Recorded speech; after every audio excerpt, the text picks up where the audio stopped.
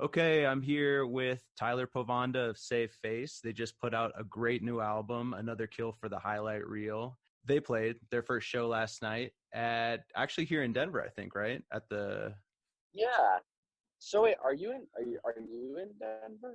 Yeah, I am. I actually forgot. For some reason I thought that the tour was starting in a couple weeks. I didn't realize it was starting so quick. I Totally. probably should have hit you up and tried to get like I a would have guest I, list or I, something. I would have got you out there, yeah, if I Yeah, knew. Yeah. it's all It good. occurred to me too because you said mountain time, and then I remembered that like this morning, and I was like, I wonder where this dude's at in mountain time. So I should have thought. I'm sorry. No, it's all good. It's all good. I actually totally forgot. I've actually been, my landlord about 3 weeks ago told us we're selling the house and you Oh, guys got I've to been find another there. place to move. So like I've Oh, just I've been been there. going Yep. crazy packing and trying to like make sure that everything is like I've got all Yeah. my ducks in a row, and there was like a bunch of other Damn. personal shit that I'd like been putting off doing. So I'm sorry to hear that. Yeah. yeah, it's all good. I just got the pod dropped off today and we're moving on Monday, so I'm all Nice. good now. Good. Um but yeah, you were saying before we started recording that you guys have basically just been playing the entire new album, right? Or maybe not all of it, but Pretty almost much, the yeah. entire set. Yeah, what we have. I mean, we're prepared to play most. We can play all of the songs. You know what I mean?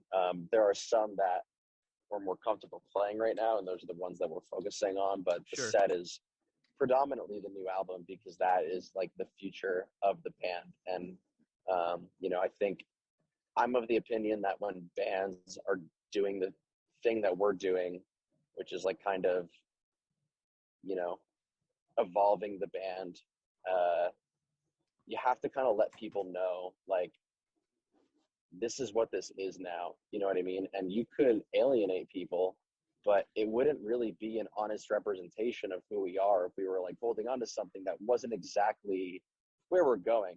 That's not to say that if it was a headliner set, sure, we'd have more time, I'd play more old material, but I need to let the people know that like this is what the band is. You know what I mean? So that's why the songs are mostly new songs. Yeah, absolutely. And this is kind of like basically a new lineup for this album. Yeah. And so I know you guys did a pre-tour show with Uh-huh. Ogbert the Nerd, who's really Yep. been killing it lately. So was that Yeah, your they're guys' great. first show with this lineup, like first That's live right. set? Yep. That was the first show that this group of people has played together. It's the first time that these songs have been played in a live setting of any kind. So that was, really awesome and crazy for like a bunch of different reasons.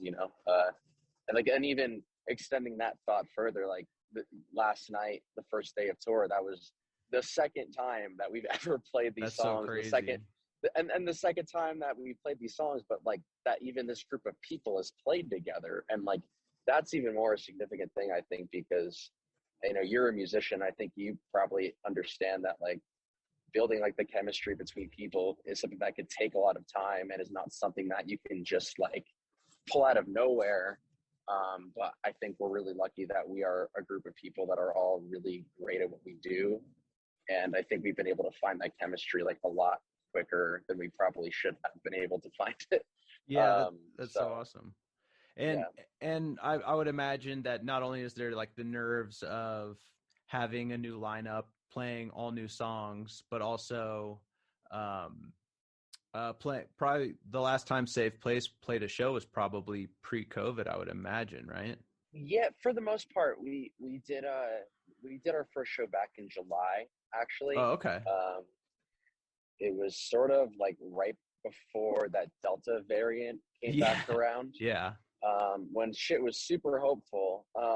And yeah, I mean, we did a co-headliner with some of our friends at House of Independence in New Jersey, and that was really great. And that was kind of the officially, unofficially, the last show that like I played guitar and that we played our first EP in full. So in my mind, it was sort of that show helped me get some closure and like lay that previous Yeah. chapter kind of to rest. And now this is, the new chapter of the band. Yeah, that's awesome. I didn't realize that you were going full frontman for this tour. Yeah, yeah, that's and it's not really just the tour, it's just gonna be in Yeah, in general from general. now on. Yeah, right. But yeah, it's just sort of the nature of how the songs were written. Like I kind of wrote this album knowing that I was going to do this.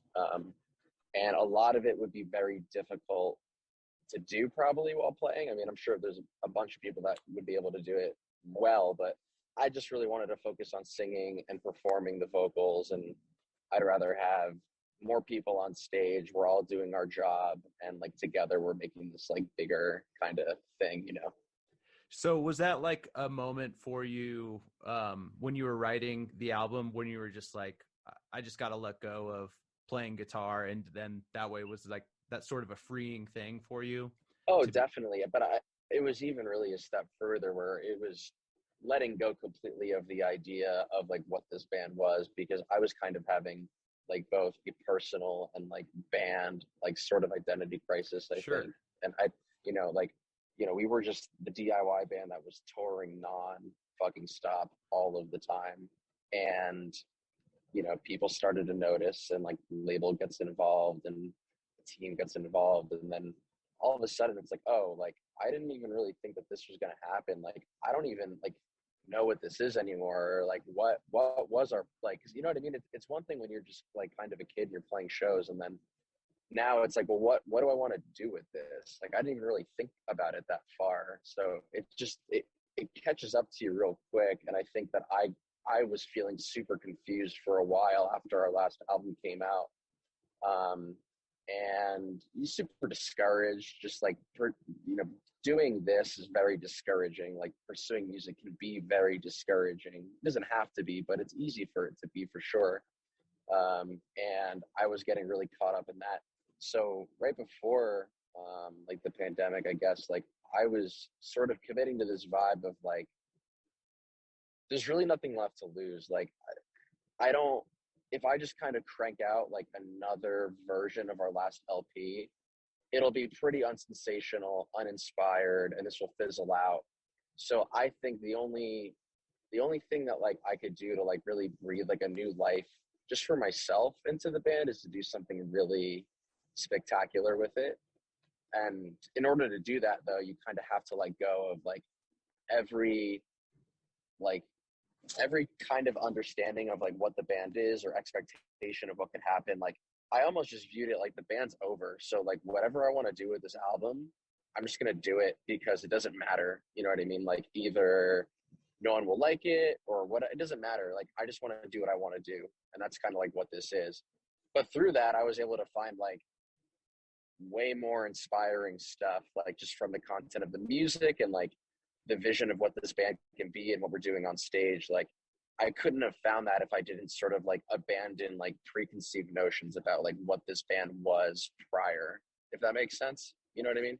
Yeah, absolutely. I mean, it must have been somewhat discouraging when you lost the bandmates and then you're still signed to this record contract, but you're kind of alone in that.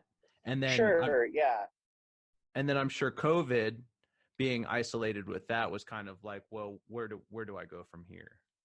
All of that for sure. I would say like a lot of the discouragement that I have is not really specific to me. It's just like when you are like, you know, when you're like trying to like tour and stuff for as long as I have, and I haven't even been doing it that long, but I've been doing it long enough to see some of the greatest bands in the world, get slept on, and some of the worst music you've ever heard be like the biggest Sure. music in the world. I've seen people treat other people super terribly, and it all just becomes this thing of like, do I even want to do, like, is this how I want to spend my time?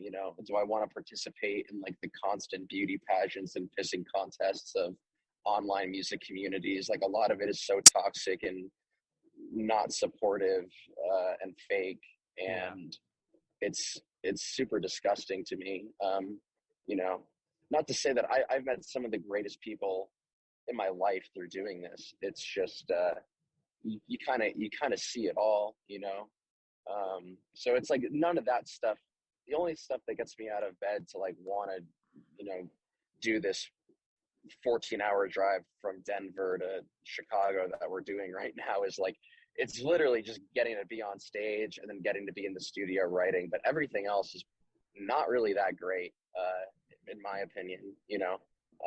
But that's okay. Like, because when I have music like this album that I feel so strongly about, like, it carries me over any other thing that could be like discouraging.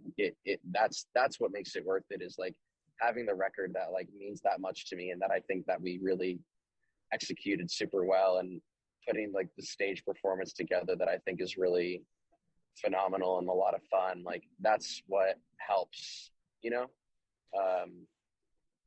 Yeah, that's absolutely why I think I respond to your band as somebody who's kind of seen both sides of it. And yeah, I'm sure you know what I'm talking about. Yeah, it's I can tell that you're more about the art than the image.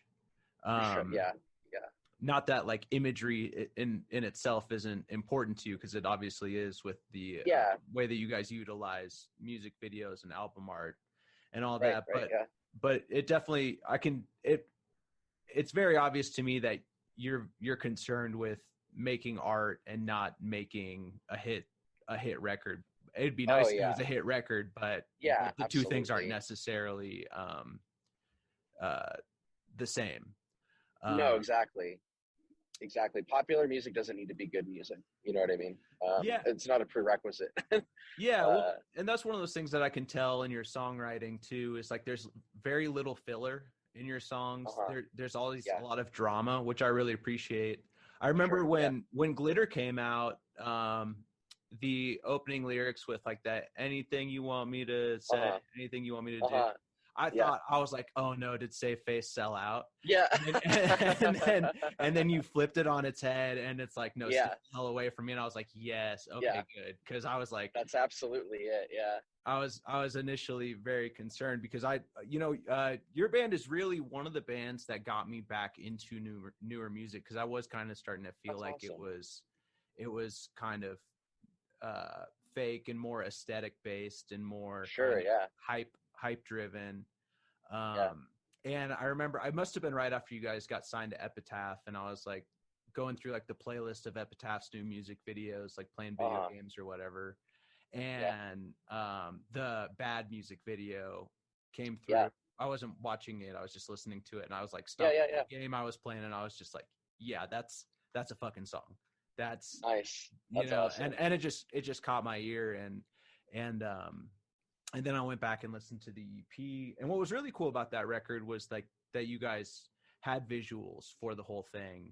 And it kind of makes me wonder, are you interested in filming music videos for everyone, all the songs on this record?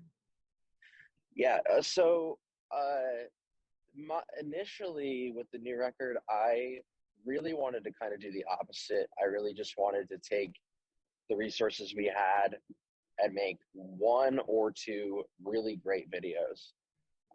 What ended up happening was, obviously we did a video for 3 singles, right? And then I did, I don't know if you saw, but we had a couple of teaser videos as well.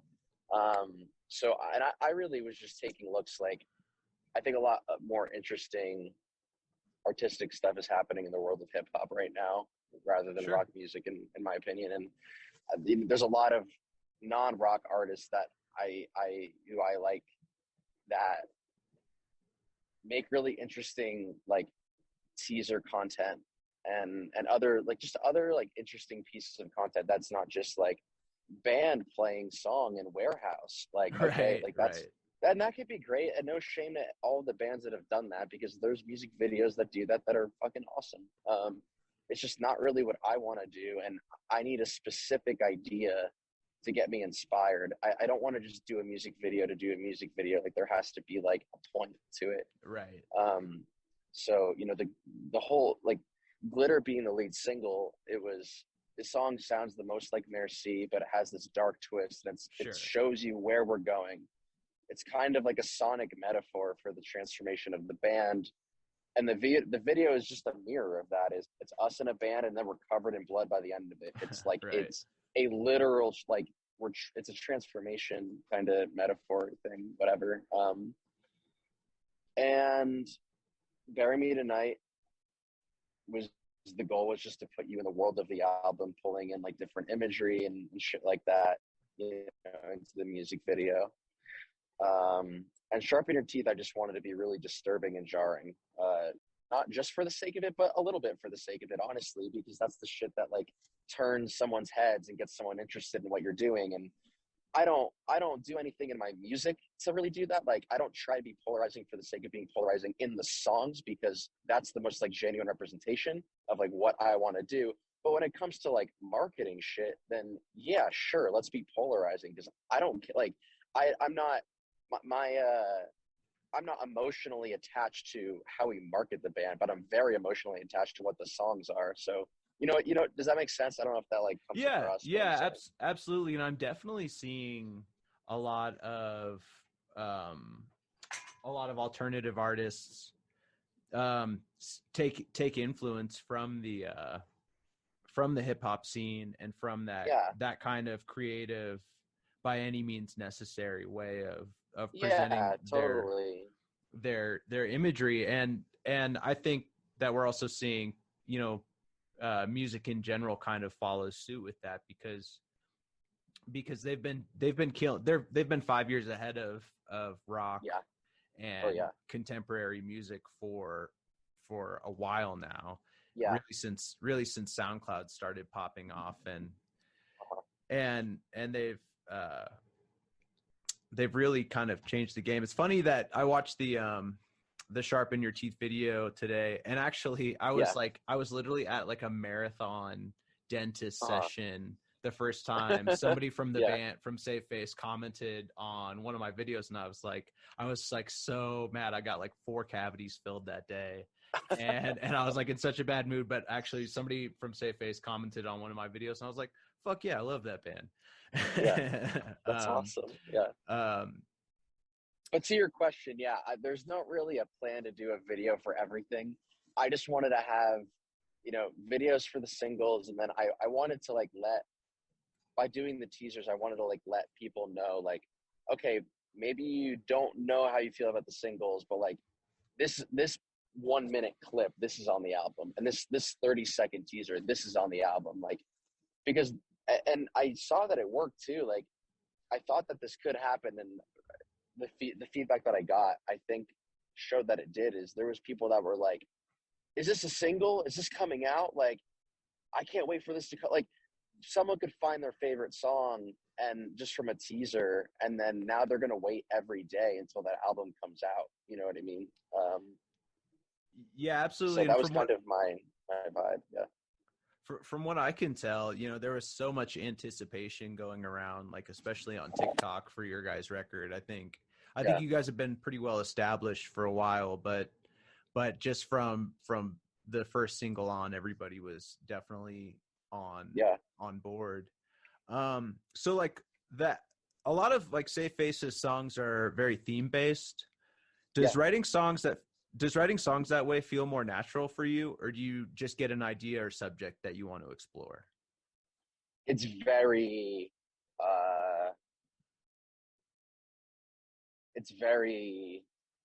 I don't really know what the word should be. I struggle, like, there's a lot of bands that I feel like do a lot of singles, and there's probably a lot to say about how maybe that is wise from like maybe a business perspective or something like that.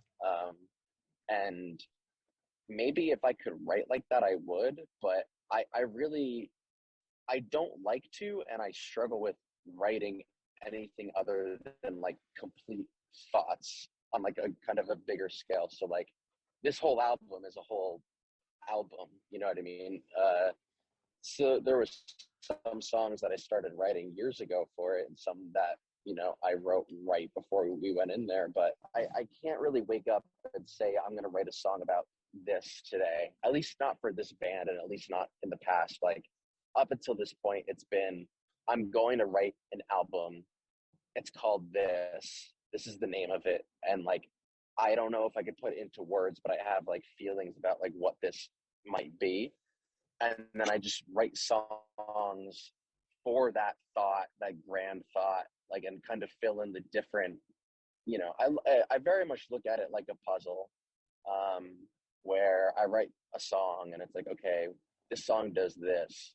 So what else does this album have on it other than this song? Okay, it probably has this kind of song. Now that I wrote that song, like, do you know what I mean? I try and fill in the puzzle a little bit, because I think every song, I'd like to think that every song on our album, like, there isn't really one song that does something that another song also does. Like, they all do their own thing, and that's very intentional. You know, there's 11 songs on the album. Far more than 11 songs were written, and the ones that didn't make it, many of them, I mean, either just weren't good enough, or they tried to do things that other songs did, but they didn't do them as well. And I don't really need two songs doing the same thing and one of them does it better than the other. I'm just going to only put the better song on the album, you know? Right, definitely. So that's kind of how I approach it, at least for this band. Yeah.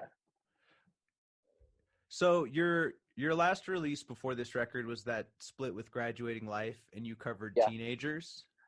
Yeah. Was this a sign of things to come? And how do you feel about being compared to My Chemical Romance? Yeah, it wasn't, it's really funny, because if it was a sign of things to come, it was not intentional at all. Basically, we were going to do the split, and my friend Sam, he sings in the band Just Friends, and he plays bass in Mom Jeans. We're going over a lot of bumps right now. So you're good. You're good. But, you know, us and Grad Life wanted to each do a cover, and Sam was like, you should do Teenagers. And really, it's just because I think Sam has always heard, like, the aspects of our previous material and aspects of my voice that lend themselves to that kind of music. So he was like, you should cover Teenagers. And I think he just wanted to cover Teenagers, but then he just tried to, I don't know, he convinced me to do it, and it was fun. And shortly after that came out, we went on tour with Just Friends, and you know, I was in the midst of this kind of confusion that I was talking to you about earlier. And I remember we were in Columbus, Ohio, and he brought me over. We went out to get something to eat before our show started. And he kind of was like, why don't you try and take the band in a more serious kind of dark direction?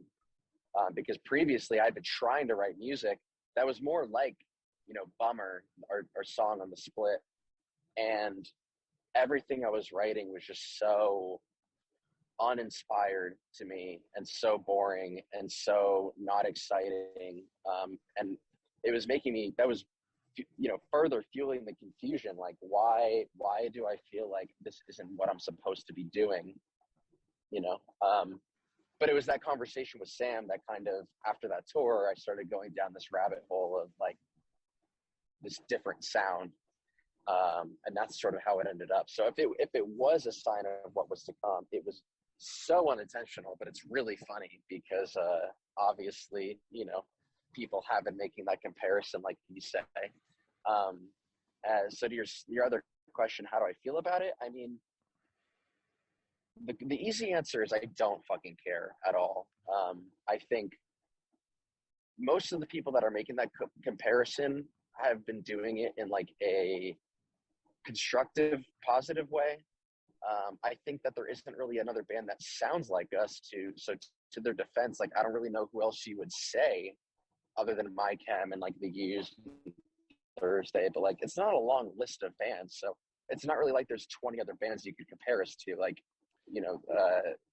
so I get it.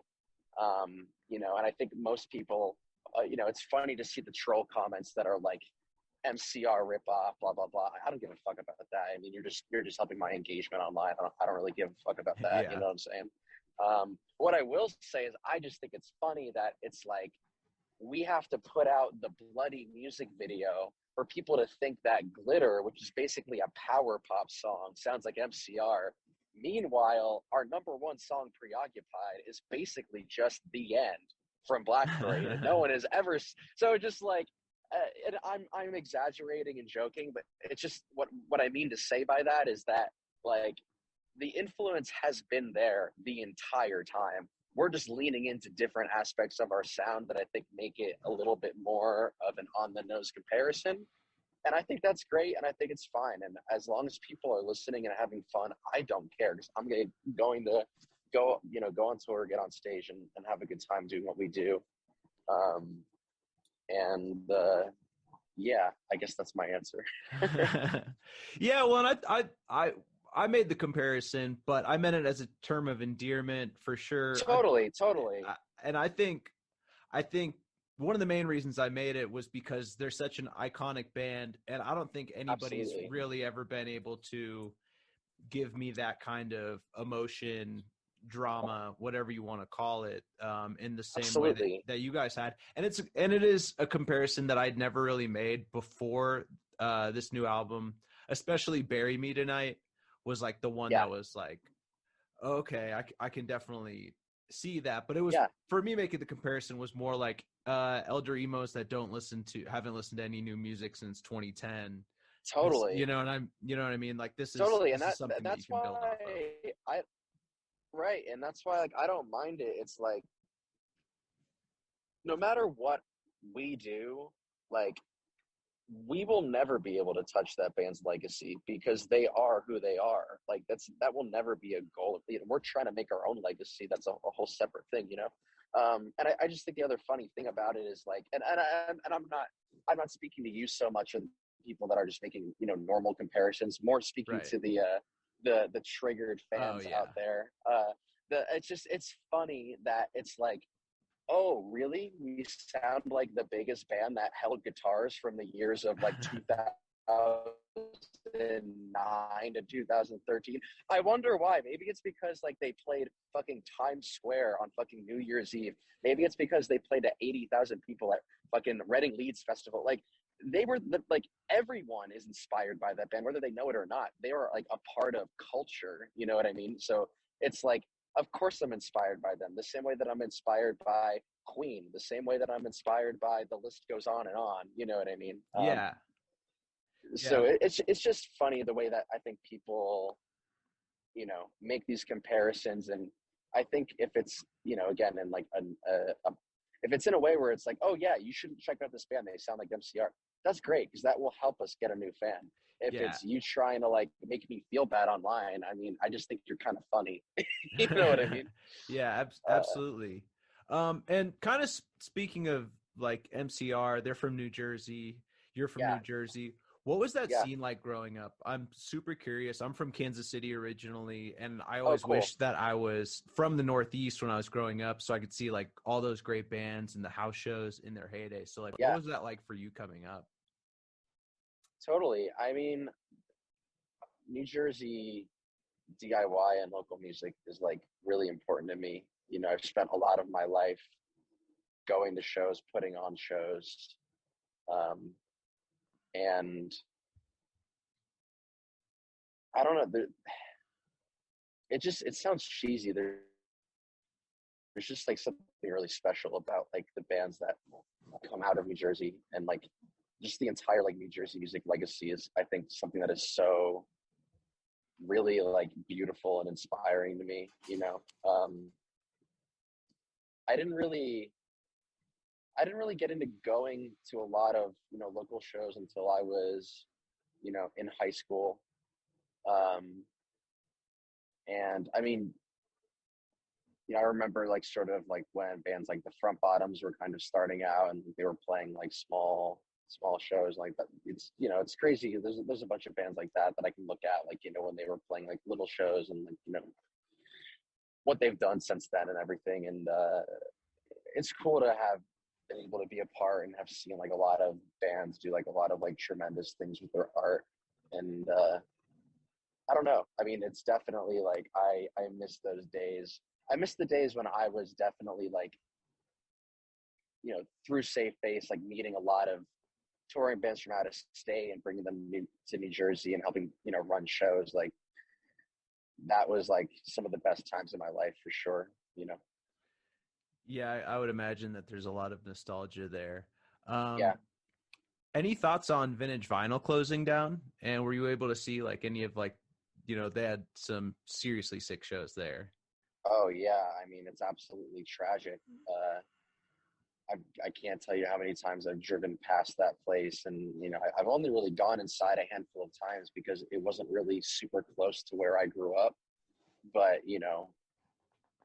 between there's been, you could go on YouTube and find all of those sets that I'm Yeah. sure you're like referencing, and it's like I used to watch the Chariot set at Vintage Vinyl religiously, like just on a weekly basis in middle school and high school, and just knowing that like that kind of thing happened there, or like like where I'm from, like that. It's really sad that it's closed. That's crazy you bring that up. That's a question I don't think I would have ever expected anyone to ask me. That's really cool. Well, yeah. Well, I remember seeing it was closing down a couple months ago, and like you, I would go on there and watch all the sets. Like the Get Up Kids, My Chemical Romance did. I think their Black Parade release show there. Motion City Soundtrack. So many like awesome artists that were such a big influence on me growing up. Yeah, totally. And kind of, speaking of like influential artists, you guys had Geoff Rickly do a guest feature on this album. What was that like? Did you have a relationship with him already? That was unreal. Honestly, it kind of started out where I was a little self-conscious about doing some of the more distorted like scream vocals on the album. So I was thinking about reaching out to like other bands, to like having other vocalists do them. Ended up being that I just got over it, and all of the screaming on the album I just do, and I probably would never be able to do it consistently live because I have terrible technique, but it sounded good enough to me where I was happy with it. But that idea kind of turned into a thing of like, well, what if we had like a cool artist do a feature? And I'm not really big on features. Like I'm not really into the idea, generally speaking, but when the idea of like asking Geoff came up, it was like, yeah, this is probably the only person and the exact person I would want to be on this album, just from the New Jersey, thing, like his and Thursday's legacy, like, there's the list goes on of like why this makes sense and what this would mean both to this album and to me personally. And really it was just our manager getting in touch with his manager, and then I had about like a 30-minute Zoom call with Geoff, and we talked about the song for like maybe 5 or 10 minutes, probably just 5 minutes, and then we talked about music for like the rest of the call, and he was just so cool, and really great. And I think Thursday just followed us on Twitter like last week, which is fun. But yeah, he was awesome and a total pro, and he recorded it on his own, and he just sent something back, and it was perfect, and it just is what it was. And that's pretty much it. I'll never get over it. It means so much to me, and I think it really like it's just another aspect of this album that I think helps accomplish like what I'm trying to accomplish with it. Yeah, I can't get over it still. Yeah, I mean, I can't imagine having one of my idols sing with me on a record, my record, not Yeah, yeah, totally. That must just be like the greatest feeling in the world, especially when you got the final masters, because it comes later on in the album, and when you're hearing the whole thing, and then that moment comes on when he comes in, it must have just been a memory that you'll keep with you. Sorry, just getting my questions. Sure. Oh yeah. Did you see what Thursday they just announced the tour today? Did you see who it was with? I saw. Yeah. And I'm very happy that it looks like I will be home for that show. So I'm going to be trying to get that ticket absolutely as soon as possible. Yeah, they're not coming to the West Coast, so I'm definitely gonna have to travel for that one. I'm But that's so sorry. okay. Yeah. Yeah. Seems worth it. Seems Yeah. worth it. I mean, Cursive has been a favorite Yep. forever. Jeremy Definitely. Enoch is like the OG, and then Yeah. Appleseed Cast, which is just it's. I'm so excited for that. Yeah. Um, Really awesome. so I have a theory. I have a couple Okay. theories about what the record is about. Sure. Um, so so one question I have is like it seems like you're very concerned with like world building with Yeah. the record. Definitely. Definitely. And but this I can't tell how connected the stories they are the songs are to an Sure. overarching story, like how Sure. connected they are together, Sure. and I can't tell how literal the lyrics are. Okay. So I have two separate theories, and they're both Sure. kind of similar. All right. So Okay. is it okay Let's if I hear it. run these by you? No, I would love that. Okay. So one, it's a serial killer, possibly an undertaker, who falls in love Okay. with his victims but can only communicate love through death. But the victims then become voices in his head, staying with him, and he doesn't know if they're real or ghosts. That's theory one. Wow. Okay. Let's hear theory two. Okay. It's about somebody who is in love with their partner and they had a toxic relationship, but their partner either Uh-huh. passed or just left them behind, like broke up with them and broke their heart, and they're Uh-huh. dealing with Uh-huh. the fallout of that as Uh-huh. so they're seeing them as like a ghost or as like a figment of their imagination. Wow. These are great. I'm so happy you spent any time thinking about it to even have theories. That's phenomenal. I really like the serial killer one. I wish that was real. I wish that was actually. I Ah, wish I damn had it. come up with that.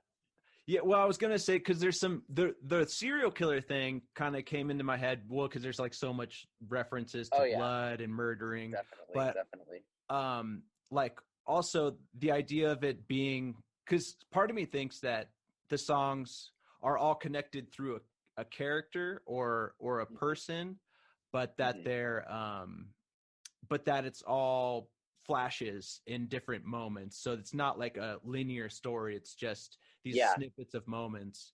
And Uh-huh. then like in the Bury Me Tonight video, like you guys are playing on a brain, it looks Uh-huh. like, or something. Yeah, yeah, So yeah. that's kind of where that came from. Totally. I love that. That's awesome. You're a little more accurate with the snippet thing. So basically, yeah, the initial thing that you said is I'm very concerned with world building, right? Sure. Um, and I've done like the concept album thing. I've done like here's a direct narrative. That's kind of what Merci Yeah. was. There's a narrative behind that. And you went So ahead and laid that all out too, like yeah, in the press and stuff. So I kind of read yeah, through that. awesome. Yeah, definitely. This time around, that was on my mind, but I guess what I felt was I felt like with how invested I was in the story of the last album, the world building aspect wasn't as executed as I wanted it to be. And I guess what I started to find when writing this album was it doesn't really matter what the story is or how it changes, or if I think it's this and now it's that, but now it's this. What matters to me more is creating the world itself. Because I said this to someone who came to that show that you brought up, and there was someone who has been like making like art, and there we have we have a small like community Discord for the band, and people have been like posting art and stuff, and it's like that stuff is just as much a part of this world as the songs. You know what I mean? And that's the intention behind the album. Like I'm trying to build a universe that, and I'm trying to write songs that lay source material from which future and further art can be derived, be it from myself or other people that just want to be invested in the world. You know what I mean? So when I kind of committed to that idea, about like building the parameters like for the world of the album, I just kind of became a little less concerned about like a finite series of events being told, and more about like constructing a world that like could be continually developed through, you know, visuals like the music videos and visuals that like other people do and stuff like that. So that's kind of where my head was at. Now, that's not to say that the songs are about nothing or anything like that. There are very distinct themes. And I think that you probably could draw, you know, narrative through it. You know, obviously the most on the nose theme of the album is, you know, death, but really from death, new life. A lot of that's metaphorical for how I felt about the band, where it felt like it could just kind of end, but through ending the previous understanding I had of it, I found a new life in it. A lot of it has to do with power, meaning like, you know, there have been a lot of people that have made me feel powerless, or people that have made me feel small or unconfident or nervous or like I don't belong, with you know, just with my art or like things that I want to do or whatever. And a lot of the album has to do with like claiming power for yourself from like people that are taking it from you, whether they're doing it like intentionally or otherwise, and in the most dramatic and like, you know, the most dramatic way possible. It's about like killing your fucking enemies and killing like the parts of you that like doubt yourself, you know what I mean? And like I really believe that. Like I believe that shit, you know. I don't condone actually fucking murdering people, but like, you know what I'm saying? Like you should unequivocally, unapologetically be yourself and be confident in who you are and what you want to do. So long as you're not hurting other people, like you should never let people take your power away from you. So a lot of the album has to do with that. And the other part is a lot of it has to do with like identity and like understanding who you are and like what makes you who you are, and like kind of unpacking like parts of yourself that you have maybe like hidden away and rediscovering like kind of who you are. And it kind of ties into like family, the idea of family, and a lot of family shit for sure. So those are like the big themes, and I think you could probably read it from a character perspective in a way that it connects that stuff in a neater way, you know. But I don't know if that's I don't know if that makes you happy or upset to hear that answer, because you seem very excited about your theories, and I think it's still, I also am of the opinion that once I release this album, it is no longer mine. I can't really say what it is, because it's its own fucking thing. And like art is like, it just fucking is, like, you know what I mean? Like I can't say what it fucking is. Like your answer is just as good as mine at this point. So Yeah, that's kind of a beautiful thing. The themes that you chose could be interpreted many different ways, and I could see why that would be appealing. Would you say that creating this record was part of you, like, I guess, for lack of a better way of saying it, finding yourself and kind of exploring the darkest and lightest sides of yourself? Definitely. I mean, a big thing that was happening for me, like kind of before the pandemic started, and it was probably exacerbated by all of, you know, the downtime of just being home, but like sure. it really began before, was I was like really kind of confronting like my mortality in like a very big way, in a bigger way than I really have, you know. Like I've definitely kind of, and I don't, I'm sure most people, or a lot of people at least, have had the, you know, the experience of it's 3 a.m. and you can't sleep and you're looking up at your ceiling and you're, for some reason you're like, what happens after I fucking die? You know what I mean? I'm sure, you know, Sure. It's a normal, natural thing that I think most people will have those moments. But it was becoming a thing where like it wasn't really just isolated incidents kind of at 3 a.m. It was just kind of consuming how I felt every day. Like, no, like really kind of like confronting the idea of, you know, I'm going to die, and probably, you know, sooner than I'm expecting. And that's kind of crazy to think about. And, I guess just maybe it's a part of getting older, is like really having to confront that, because you're not really distracted by sort of the like facets of like youth and whatever, like, in your childhood. But that was kind of a big catalyst, I think, that made me think of a lot of this stuff. And it was the only thing I could really write about. And just kind of like what I was saying before, like I was having all this confusion, like being where I was at with the band, and just like what I wanted to do with my life and what I thought I should be doing with my life. And, I was definitely still dealing with it. I still deal with it now, but I had a very long period of like depersonalization issues, where it was like even hard to identify, like, you're saying like rediscover who you are. It's like for a while it was like I couldn't even really think about who I was, because I was so detached from like my sense of self, you know what I mean? So I think the album was definitely like a way for me to like kind of work that out in a lot of ways, and kind of reconnect with like who I am and like why I'm spending my time doing this in the first place, Yeah, it's definitely a difficult time in your late 20s, early 30s to kind of reconcile who you were as a teenager in early 20s, especially as a musician, with the way that the industry's kind of been going, like we were talking about, with like art versus image. And and kind of to reconcile who you are now versus who you were when you started. So I can definitely, especially during COVID, I can understand how that could be really, really difficult to kind of work out on your own. So like with this record, I know you guys just finished it and you're just now playing your first shows, but do you think that this is a world that you'll want to like stay in?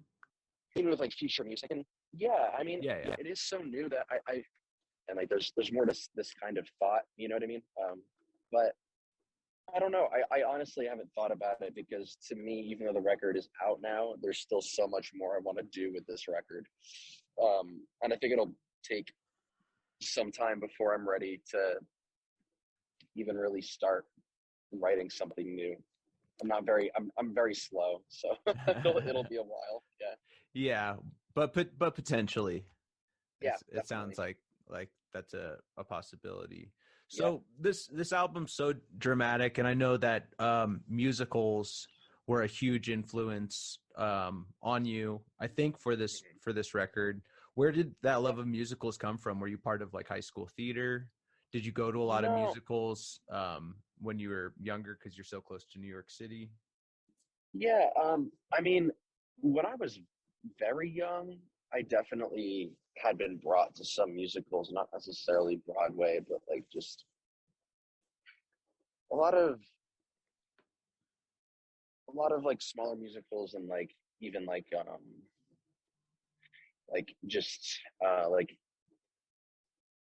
music, like musical movies, you know what I mean? Like tapes of musicals. Like I would watch a lot of that growing up. So I guess that probably instilled some sort of like attachment to that at a young age, but I was a very like shy person most of my life, and a very like introverted person most of my life. I never like so introverted that like I didn't even really ever dare think of the possibility of me you know joining like any sort of theater production as a kid, or like performing like so I never did anything like that. I really wish I did now in hindsight. I just kind of privately admired it from afar. But that's always been there, I mean, that's even like it's in our previous music too. It's just a little less teased out. And I just love the drama that's that's in like Broadway numbers, and I love like the composition, of some of these songs, just the way they make you feel listening, like, to a musical. It's like some of the numbers in certain shows, just like, it's like you're watching the biggest thing that's happening on the planet, when you're there hearing it, you know what I mean? And like, that's something that like I've always wanted to like do myself, or like bring to my music in even the smallest way. It's like, if you're here listening to this on your headphones or at a show, it's like this is the only thing that's happening in the world right now, which is super pretentious sounding probably, but like that's whether or not you accomplish it, it's the pursuit of it. You know what I mean? Like that's the thing that I want to shoot for. And if I fail, I don't care. I'm just going to have fun, you know? Yeah, I absolutely relate to that. I love, I'm a huge film nerd. And just like the music is really what sets the tone, especially old films with their kind of classic, string arrangements, and that the way that melancholy symphonic sounds can just really kind of tug at your heartstrings. Absolutely. Speaking of film, I saw on Instagram the other day that you met Michael Gandolfini.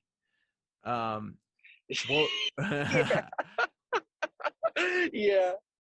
Was he cool? What was that like? He was so fucking cool. He was great in the many Saints in New York. Oh, he was awesome. Should I not be cursing in this? I'm from New Jersey, so that's kind of the thing. Yeah, I do not care. I do not care at all. Yeah, no, you're totally good. Okay, cool. He was so cool. We were having a band practice, and I don't live too far from Holston's, which is that restaurant that's, you know, it's in Many Saints. It's obviously the scene from the last shot of Sopranos.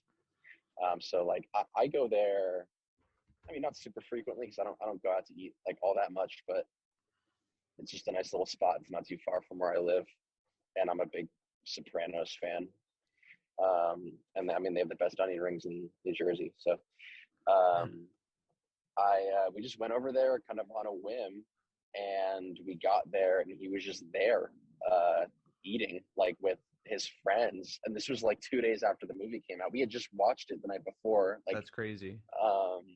So like even for people that like were not maybe Sopranos fans, it was like that's the guy who was on TV yesterday. You know what I mean? It was crazy.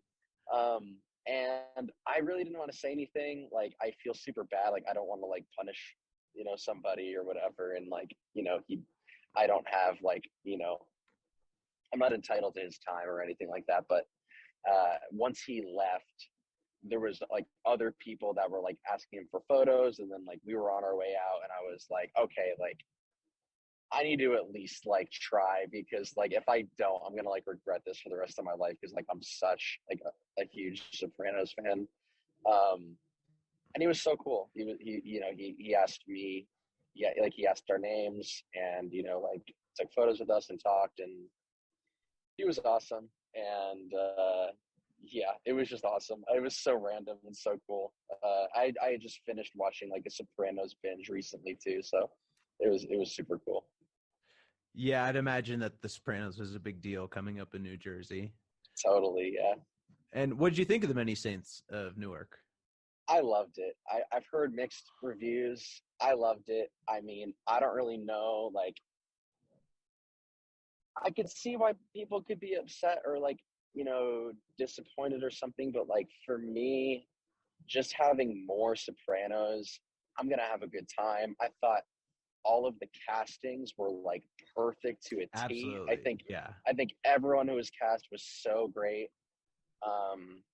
And I personally, I didn't really want like, you know, the Tony Soprano movie. Like I like the way they did it, because I think it was far more accurate at like depicting like, you know, the seeds of Tony's past that affected him, and like how he became the way he was. Like if it was directly about him, it would have been a little too kind of on the nose. It would have been a little too like, I don't know, forced. Like I like, you know, from a second person view or whatever, being able to see all of these like mentally traumatic. I mean, he spends half the show at a therapist office. Like I want to see those, you know what I mean? So like being able to see like just the environment that he was brought up in is so telling to how he ends up, you know, the way he is.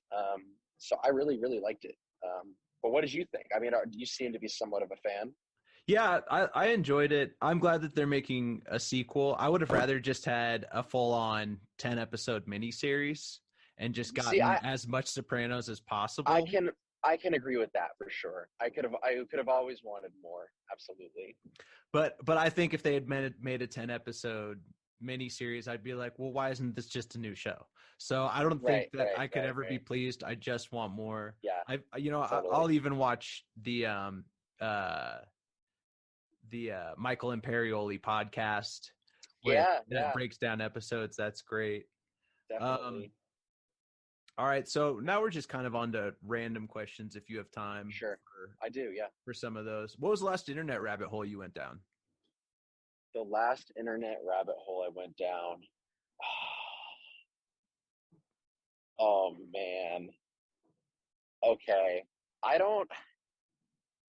There's one internet rabbit hole that is so crazy, and I don't think anybody on the planet Earth knows about this rabbit hole other than me and our bass player. And I don't even know. Like, I don't know if I should leak this here, because this might be like, this is some weird shit. All I'm going to say is, everyone, if anyone's listening to this, go to your web browser and type in PokemonTheMovie.com and see what happens, because it is not what you think, and it is strange. And me and our bass player Arby have like documents of like theories and like shit like that. I literally stumbled upon this because I went and saw Pokemon the movie when it came out in theaters in like 2000 or whatever, and I have a laminated movie poster that has that URL on it. And when you go there, you'll see right now it redirects to something, and it's not Pokemon the movie, and it's weird. It's really fucking weird. So I don't know. I don't have an answer for this yet. We're still working on it. I had to kind of put it on the back burner once the album got going, but something's not right here. I don't know what it is. We need to get like those cold case internet people that like are super invested. Like, we got to get those people on this, because I don't know what's going on. It's weird though. Okay, yeah, this is weird. This is weird. It's weird, right? It's weird. What? Right? Okay, it's and it's not anything violent, or it's definitely devious. Right? And definitely strange. I'm going to have to jump into that. Yeah, I'll share some docs with you so you can get up to it. Goes deep. It almost seems like some what are those called, like the real games or whatever? I can't remember what, yeah. No, I know what you're talking about. Huh. Okay. It's weird, right? Yeah, it's definitely strange. So you guys have a bunch of sick vinyl variants and stuff coming out. I was just thinking about this today, because yours are on pre-order. And I just made a video today about Adele is getting boycotted by some independent record labels because she's been tying up all the vinyl plants with pressing 500,000 of her new album, units of her new album that's about to come out. Do you know when your vinyl is going to come out, and how long fans are going to have to wait for that? Yeah, so I've been meaning to post about this. It's just been so crazy. So, a couple things. The vinyl that's up for pre-order, that is getting delivered here end of December or mid-December. So all of that should be going out before the end of the year. Obviously, that can change, but that's what I've been told. So not too bad. No. Additionally, we have vinyl in hand on this tour, which I haven't even said really, but basically what happened was there was the label wanted to do a bunch of pressings, and they, even knowing how the state of vinyl was going to be right now, they kind of preemptively did a second pressing that we were going to wait to release, because we anticipated there being delays, and if there had to be a second pressing, we wanted to have something kind of in the works. And somehow the only pressing that got completed was the second pressing, and I have that. So on this tour is now a tour exclusive variant that you can get it only at our shows. So yeah. Oh, very cool. That's Yeah. That's awesome. How much involvement with like the album art and like that kind of deep like what kind of splatters you guys are using and all that? Like how much involvement did you have with that? 100% involvement. Pretty much I had a bunch of ideas. They gave me some ideas. We just kind of worked it out with like what was feasible and like what we thought we could get done on time. You know, they let me like name all the variants. I just like, you know, giving them little names, make it more thematic and part of like the world, you know, building thing.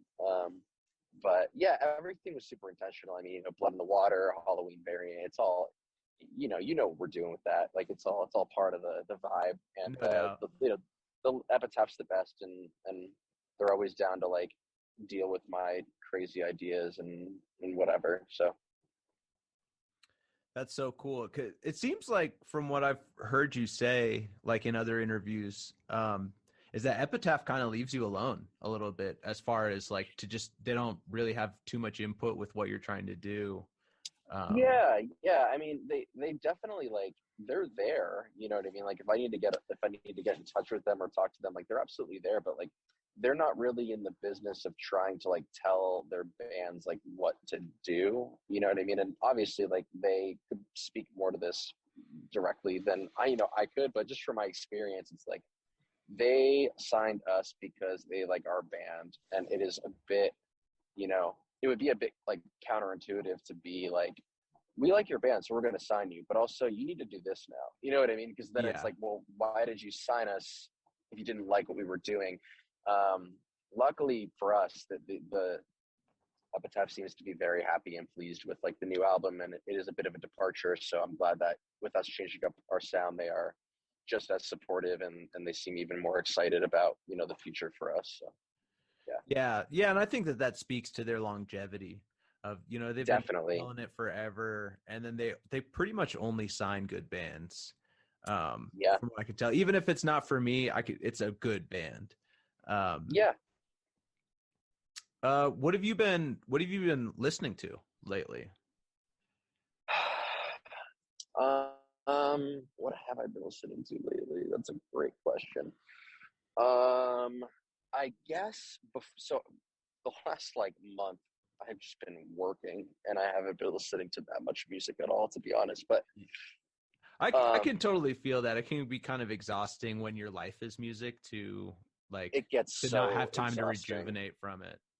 Yeah, and something that I kind of realized too is that like I kind of started to go into more podcasts, but then I kind of started doing a thing where it's like every time I needed to do anything, I have to have this little distraction on in the background. So honestly, what I listen to more than anything is that fucking like lo-fi beats on YouTube shit. You know what I'm talking about? Because like that, it just makes me feel good, and like I can put that on, but still be focused on like other stuff I'm doing. And I really like instrumental music a lot because it obviously, you know, the person's voice, but it's the most distracting thing because you can't if you it's like the way that you can't really like think or talk if someone else is like talking to you, or if you're in, you know what I mean? It's like it's distracting. So instrumental music is really nice because I can get a lot of the feelings from music, but I can let my mind kind of think about it a little bit more than I could if with the vocal there. So just instrumental music I listen to a lot. I mean, the new Turnstile album is one of my favorite things ever. So that's been on a bunch. The new Tyler the Creator album. Those are kind of like my gym albums and like exercise albums. And then just a lot of instrumental stuff. And there's probably other stuff that I could think of. Probably just listening to my album just because I've listened to it so many times to approve like mixed notes and changes, and you know what I mean. I've heard that thing to death. And you know, when we were recording, like, you know, when Mom Jeans were recording their album, you know, and I was there for that, like listening to those songs. And I just like listening to my friends' music, and then just kind of weird little thing. And there's probably no real trend in it, to be honest. It's kind of all over the place. Yeah. Yeah, and you guys have had a really long, or you've had a really long standing relationship with Mom Jeans. How crazy is it that this tour was sold out like a month ago, 2 months ago? It's really crazy. I don't know. I guess I don't think any of us have been on a tour that was sold out before it started. You know what I mean? Like, Yeah. that's nuts. And Eric said on stage last night that like, I think he said that like, yeah, like I don't know how he phrased it. He was like, yeah, I think Tyler. He either said like, I was the first one that hit him up, or he was the first one that hit me up. That was like, I want to tour with your band. You know what I mean? And that was in 2017 that I think I reached out to him, and he booked most of the shows in California. We met up at South by Southwest, like unofficial little showcases, and we did our little tour. And from there, like, they just became some of my closest friends. And like, especially from like the scene of like DIY what, like, I don't know what the fuck you want to call it, but it's just cool that like we don't sound anything like that band, but they have always really been supportive and seem to have like really enjoyed our music. And I think all of them have touched our new album in some way in the performances or whatever, like when we recorded it. And it's just cool that like I've seen a lot of bands that come out of that scene that are very like, they only really like bands that sound like their own band or like this sound or whatever. And I think the reason like why I have gotten close to those people and why they're some of my best friends, beyond the fact that like we just get along and that I like them, but I think it's just because like we like they don't sound like stuff that I would write, but like I really like it. And like our music isn't really stuff that they would maybe write, but they really like it. And we're not really bogged down by like music. We only want to play with bands that sound like this. I was like, just experiencing a lot of that. And when I met them, it was like really refreshing and encouraging that it was like, oh, like we could be doing our own thing, and that's okay. You know what I mean? And we can have peers that see that and think that's cool rather than bad. You know what I mean? And that's something that I've just always like really treasured, and just getting to like watch each other and be a part of each other's like music journeys is like really special. So it's cool.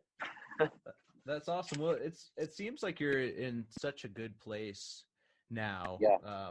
In comparison to where you were when you started making this album. Oh, absolutely. Yeah. And that's just really encouraging, I think, to everyone to know that there is like light at the end of the tunnel, even when you're Definitely. going through some hardship, trying to figure out who you are and where you're going. Yeah. So that's pretty much all I had for you, man. Thank you so much for coming on. Yeah. All the people on TikTok, I'm sure, are really going to enjoy hearing your perspective on this. So I really appreciate you taking the time. I cannot thank you enough for how supportive you've been, dude, because like I have been so fucking, discouraged or